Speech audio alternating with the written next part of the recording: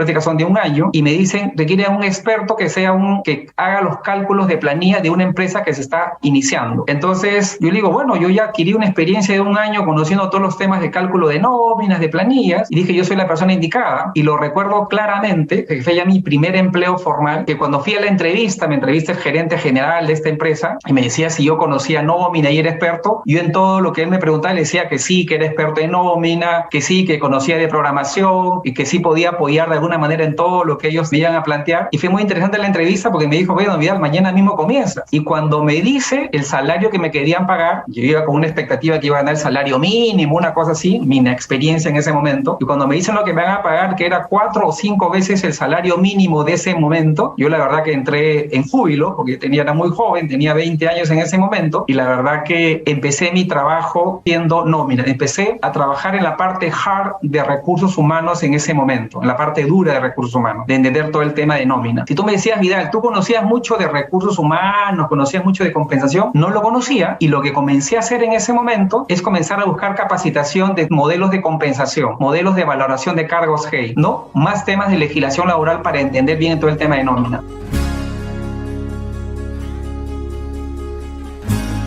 Les recomiendo ir a esta parte de la historia.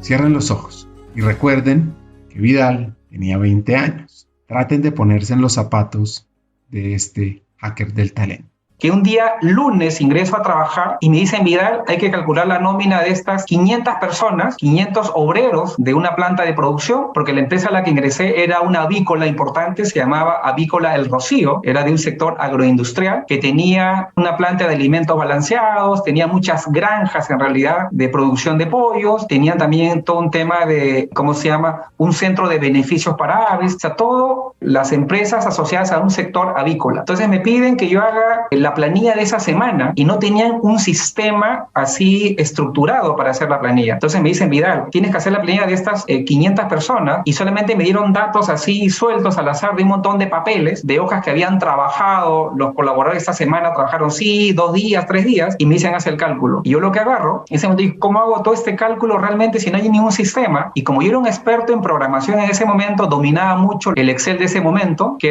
se llamaba el Lotus 123, lo recuerdo, me dediqué a hacer una macro en el Excel para hacer un sistema que calcule la nómina. Entonces me dediqué a hacer en programación, ¿no? Una programación de alto nivel con macros para hacer un sistema que calcule la planilla y que automáticamente imprima y bote todas las boletas de pago, ¿ok? Entonces ingresé todos los datos de los colaboradores y le hice todo un sistemita para ingresar qué días había de asistencia, qué día había faltado, y le calcule automáticamente. Pero la historia no terminó ahí, porque el día jueves o viernes me dicen, Vidal, tienes que ir a pagar a los 500 colaboradores a la planta. Yo le dije, pero a mí no me dijeron que yo tenía que hacer esa labor de ir a pagar a los colaboradores. Entonces vienen 2 personas de seguridad con 2 bolsones de dinero, en realidad, y me dicen, Vidal, ellos te van a acompañar, la seguridad te va a acompañar para ir a hacer el pago de la planilla de 500 colaboradores que te están esperando. Entonces, nada, me subí al carro y dije, a todo reto que se me presenta, siempre le decía, bueno, vamos a verlo, vamos a hacerlo, y voy con la seguridad a la planta, y los colaboradores estaban esperando desde muy temprano que les pagaran, estaban de amanecida trabajando y estaban muy molestos porque habían demorado en pagarle de varias semanas anteriores también. Entonces recién la persona que les hacía el cálculo de la planilla había llegado, que era yo, y todos estaban ansiosos de cobrar su semana de pago. Entonces yo llego para pagar y en la puerta estaban atrincherados como un grupo de colaboradores esperando y reclamando que les pague, ¿ok? O sea, cuando ingreso yo, todos decían, ya, mi pago, gritaban y todo lo demás, y me instalan en una oficina, ¿ok?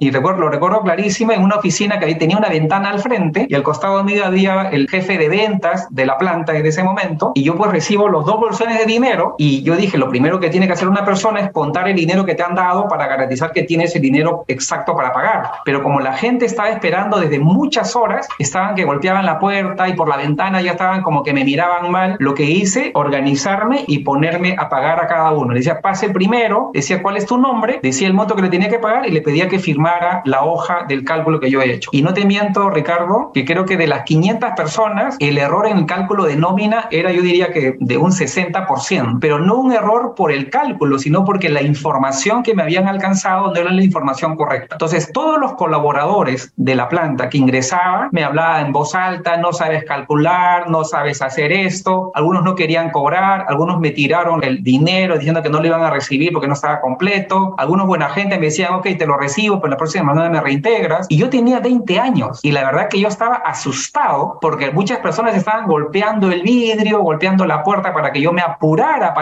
¿no? Porque se querían ir a descansar. Y la verdad que esa experiencia fue bastante traumática, diría yo, a los 20 años, con 500 colaboradores al frente, ¿ok? Y con todo el mundo que me rechazaba que sus cálculos estaban mal hechos. Y la culpa era mía en ese. O sea, ellos decían: tú eres el culpable. Ellos no decían que te dieron el dato mal, ¿me entiendes? Entonces, ese día, cuando regreso a mi casa, regreso totalmente desilusionado y digo: esto no es para mí, esto es lo que yo no quiero para mi vida, voy a renunciar el día lunes. Yo tenía trabajando una semana y digo: el día lunes me presento y renuncio, porque no voy a poder enfrentar una situación de estrés de este nivel y tan joven. Pero la verdad que me quedé pensando, yo siempre pienso que Dios tiene algunos caminos para nosotros y si Dios te manda una señal potente, tú debes ir tras eso. El sábado estaba decidido a renunciar, el domingo en la mañana también, pero el día domingo en la noche lo pienso bien y dije: Vidal, tú eres una persona de retos y desafíos. Entonces, esto es una oportunidad más que un problema para ayudar a convertir y transformar lo que te han entregado. Y regreso el día lunes a la operación y dije: acá todo el input que estoy recibiendo está errado. Entonces agarré, me fui a la planta de producción ese día temprano y me fui a hablar con todos los líderes y supervisores, porque decía: ¿cómo están entregando la información? Comienzo a crear unas plantillas para que con los nombres de los trabajadores, para que ellos comiencen a llenar quién asistió, quién no asistió, cuántas horas extras hizo uno, el otro, ¿ok? Comienzo a entender el problema en la realidad. Hablo con ellos, entiendo cómo hacen el reportaje de los tareos, de las horas de asistencia y todo lo demás. Entonces, y una vez que documento toda esa información, ese día hago el cálculo de planilla normal y cuando tengo que ir a pagar la siguiente semana, el nivel de error ya no era 60%, el nivel de error ya era 10% nada más, ¿ok? Y así voy perfeccionando el modelo. La siguiente semana el error era ya mucho menos, hasta que llegué en un mes el error era 0, porque comencé permanentemente a estar presente en el lugar donde los hechos ocurrían. O sea, no me limité a estar desde la oficina llamando y preguntando: ¿cómo haces? ¿Qué información me entregas? Fui a hablar con los líderes, los capacité cómo tienen que dar la información correcta, les creé unas leyendas, qué significa falta, inasistencia y todo lo demás, y para que me reporten las horas extras correctas, y todo eso lo iba alimentando en mi base de datos para hacer los cálculos correctos. Y la verdad que de esa manera, Ricardo, yo ingreso al mundo de los recursos humanos, ¿ok? Entendiendo todo el tema de nómina, y luego se comenzaron a identificar un montón de problemas que los trabajadores no tenían. Al día son los temas de la seguridad social, no tenían algunos beneficios, y me comienzo a averiguar todo cómo funciona el modelo de la seguridad social, y comienzo a todos los trabajadores a comenzar a pedirles información, documentación para asegurarlos en el sistema de la seguridad social en ese momento. Entonces me comienzo a meter a recursos humanos por esa línea, ayudarlos en su gestión de la seguridad social, en su sistema de pensiones, en todo el tema de sus beneficios, y comienzo a entender todo este modelo de recursos humanos. Luego me meto en el mundo de las compensaciones. Ayudar a los demás, resolverles problemas, pues tiene grandes beneficios. Incluso desde la neurociencia impacta la serotonina, que es un neurotransmisor que se relaciona con el bienestar emocional y la felicidad, porque se ha demostrado que ayudar a los demás aumenta los niveles de este neurotransmisor, lo que puede generar que nos sintamos más felices y positivos. O la dopamina, que también es otro neurotransmisor, pero esta vez relacionado con la motivación y el placer. Y es que ayudar a los demás pues estimula la liberación de dopamina, lo que hace que nos sintamos más motivados y más satisfechos con nuestras acciones. También está la oxitocina, que es una hormona que se relaciona con el amor, con la empatía, con la conexión social. Nuevamente, apoyar a otros pues la estimula, lo que hace que nos sintamos más conectados y cercanos a las personas a las que estamos ayudando. Y por último, están las endorfinas, que son opioides naturales producidos por el cuerpo que se relacionan con la sensación de placer y bienestar, porque cuando ayudamos, lo que hacemos es sentirnos más felices y positivos. A mí me comenzó a gustar mucho el contacto con las personas. A mí lo que me comenzó a gustar el hecho de resolverle los problemas a las personas, el hecho de estar en contacto con las personas. Como yo te comentaba, desde muy joven he estado rodeado en diferentes comunidades, rodeados de personas, liderando grupos en realidad. Entonces, el estar en esa posición, si bien es cierto fue la parte dura, hard de recursos humanos, tuve la oportunidad de liderar un proyecto y buscar solución para un grupo de personas. Había un grupo de personas que tenía un dolor con respecto al pago. Yo me comencé a meter a entender bien el verdadero dolor y a encontrar una solución para eso. Entonces sí me comenzó a gustar el hecho de interactuar con varias personas y ver la satisfacción de resolverle muchos de estos problemas que ellos tenían, ¿no? Para generar sus pagos, que era un derecho obviamente, salgan de manera correcta. Entonces sí me comenzó a atraer el hecho de hacer ese trabajo. ¿Y qué comencé a hacer para seguir ayudándolos a ellos? Como no había una persona responsable de recursos humanos en esta operación en ese momento, me comencé a documentar más de todo el tema de gestión de personas. Y recuerdo clarísimo, uno de mis líderes, el gerente general de la empresa, me ve con todo ese entusiasmo de poder, de querer ayudar, de querer resolver los problemas, de hablar con las personas, de buscar ir al sitio donde ocurren los problemas para levantar la necesidad y el verdadero dolor. Y me ve con el entusiasmo de querer hacer cosas y me regala una colección de McGraw-Hill, lo recuerdo clarísimo, de varios libros sobre gestión de recursos humanos. Que el primer tomo tenía que ver con la selección, el reclutamiento y la selección, todo el onboarding. El segundo tomo era el manejo de salarios, el otro era gestión del desempeño. O sea, era una colección como de 10 tomos de gestión de personas. Y yo me comienzo a revisar todos estos libros y había muchos formatos que los libros tenían que los comencé a usar para implementarlo. Ficha de datos para los colaboradores, había un modelo, lo comencé a mejorar, hice mi diseño, ¿no? En el Excel y comencé a imprimir en cantidades para que la gente llene sus fichas de datos. Comencé entonces a encontrar,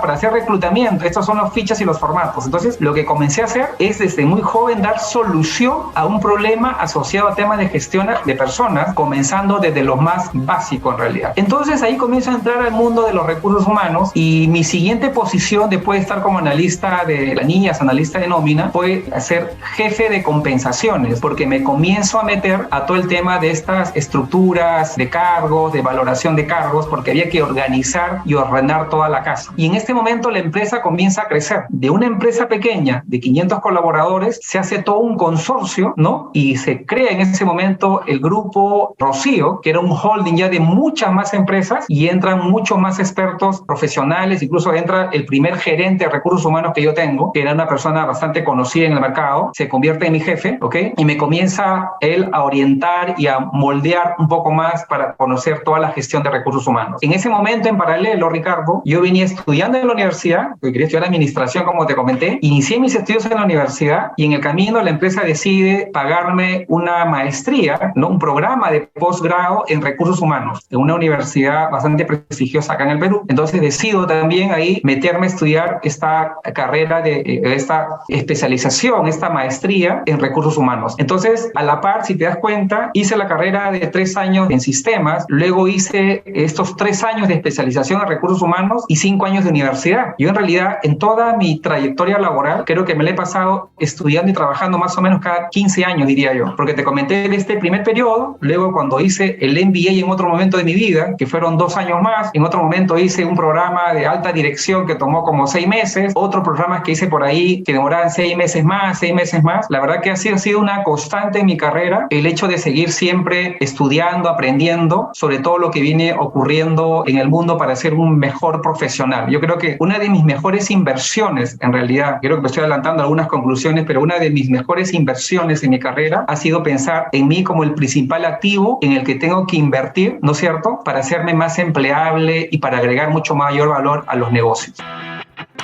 Hagamos una pausa.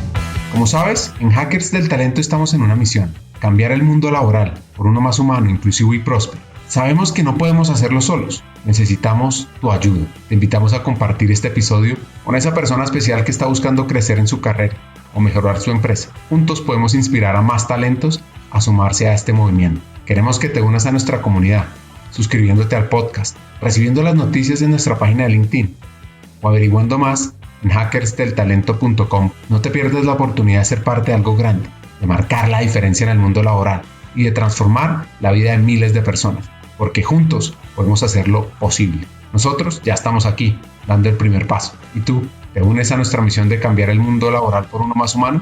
Hagámoslo juntos. Sigamos con el episodio. Saquen su libreta y anoten ese hack. La mayor inversión que puedes hacer es en ti mismo, en tu aprendizaje, tu evolución. Creo que un quiebre importante en mi carrera, ya tenía en ese momento 24 años yo, cuando me llaman de una empresa importante, creo que aquí fue el quiebre importante de mi verdadera formación en recursos humanos, se da cuando una compañía que se llama Alcoa Aluminio, que es una compañía global, mundial, decide contratarme a los 24 años en ese momento. Y deciden ellos, están abriendo una planta de producción, una de las divisiones del negocio de Alcoa, están abriendo acá de packaging en Perú, y deciden contratar un coordinador inicialmente de recursos humanos y seguridad y salud en el trabajo. Entonces me contratan y lo que hacen ellos me envían a capacitarme a Brasil, en realidad, porque el headquarter de Alcoa en Latinoamérica estaba en Brasil. Y creo que ahí empieza una etapa importante en mi carrera, en mi verdadera formación.